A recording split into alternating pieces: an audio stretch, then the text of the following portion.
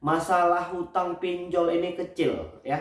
Masalah hutang di aplikasi-aplikasi pinjol yang hari ini sedang menghantui kalian itu segera bisa kita selesaikan ketika kalian bisa melewati setiap tahap proses yang harus kalian jalani hari ini.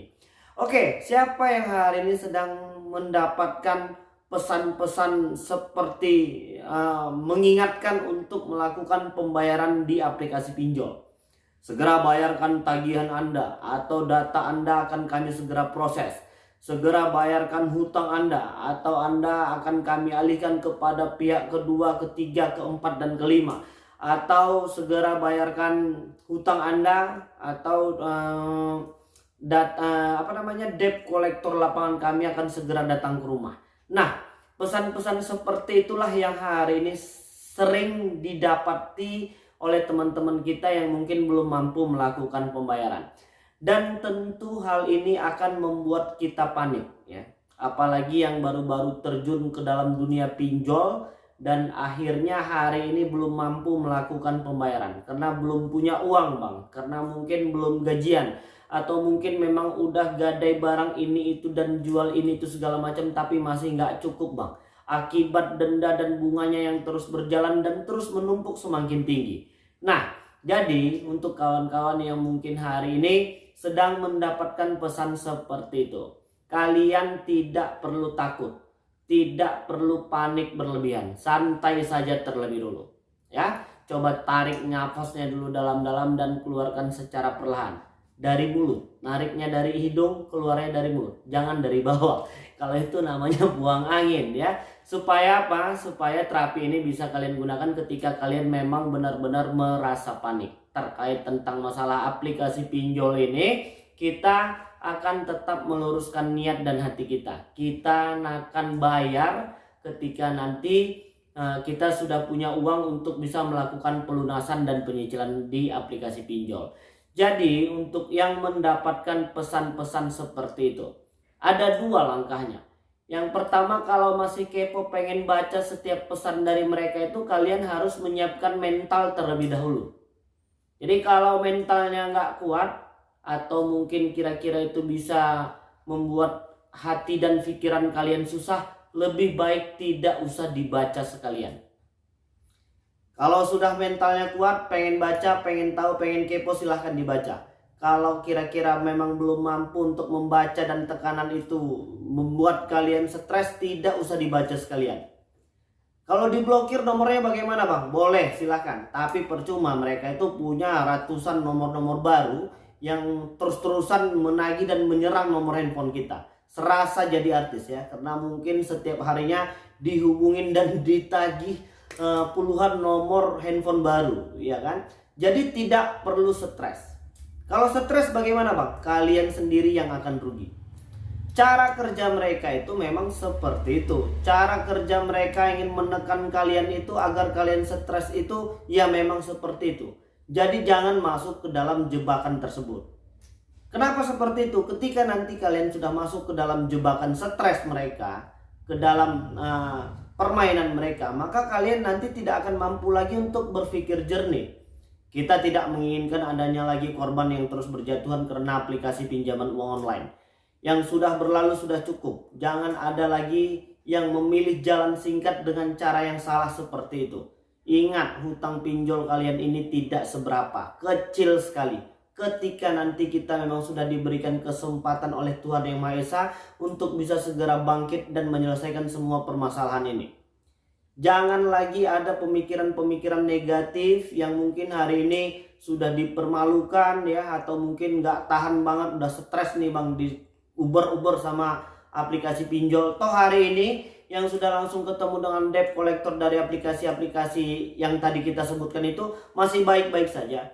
Paling mungkin sedikit merasa malu ya, karena orang lain tahu atau mungkin tetangga kita tahu kita sedang didatangin sama yang namanya debt collector. Itu doang.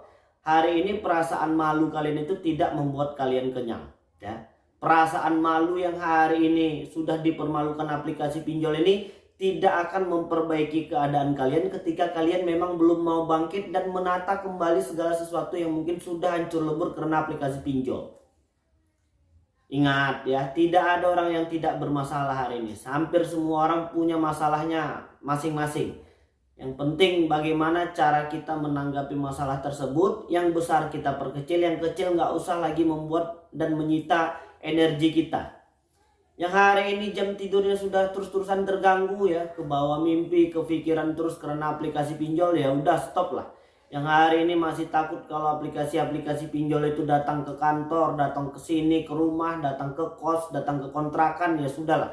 Yang hari ini masih bertanya-tanya, Bang, bagaimana kalau debt collector itu datang ke rumah, apakah ke alamat atau ke tempat yang sekarang saya tinggal?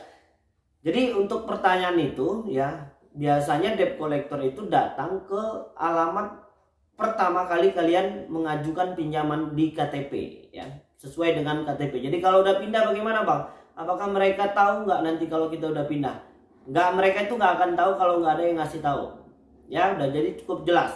Dan untuk kalian yang mungkin hari ini masih terpesona ya sama kejar-kejaran debt collector lapangan atau mungkin yang namanya debt collection aplikasi pinjol, itu udah nggak perlu lagi merasa panik ya. Sudahlah, santai aja ya. Dan yang masih ketakutan pengen didatengin sama debt collector lapangan itu, mereka aplikasi-aplikasi yang punya debt collector lapangan itu tidak akan memberitahukan kapan mereka datang, kapan mereka mau kunjungan. Jadi untuk yang hari ini masih kepo pengen tahu, Bang, aplikasi A, B, dan C ini apakah ada debt collector lapangannya atau tidak, Bang? Kenapa ada pertanyaan seperti itu? Karena mereka mengirimkan pesan kalau mereka pengen datang ke rumah kalian. Sehingga kita akan gusar, kita akan panik. Dan ingat ya, setiap aplikasi pinjaman uang online yang punya debt collector lapangan itu mereka tidak akan memberitahukan. Mereka akan langsung datang dan kunjungan. Contohnya seperti aplikasi Akulaku, Kredivo ya. Untuk di aplikasi pinjolnya mungkin kredit pintar, tapi hanya untuk di wilayah Jakarta aja tuh kalau untuk di aplikasi kredit pintar. Kalau untuk di luar daerah lain sih sepertinya belum ada pengakuan dan pengaduan dari subscriber kita. Jadi udah nggak perlu lagi merasa panik ya, santai saja terlebih dahulu ya. Yang penting kita terus berbenah, bisa menjadi yang lebih baik lagi dari sebelumnya, dan jangan lagi gali lubang tutup lubang. Yang hari ini sudah punya hutang di beberapa aplikasi, jangan pernah berpikiran untuk menyelesaikan masalah yang lama dengan cara menggali lubang yang baru, menggali masalah yang baru. Nanti kalian tambah pusing. Jadi yang hari ini sudah punya masalah di beberapa aplikasi, ya sudah, biarkan saja mentok sampai di situ dulu, sambil mengintip peluang dan mengumpulkan uang. Nanti insya Allah kalau memang sudah ada rezekinya, kita akan bayar satu persatu.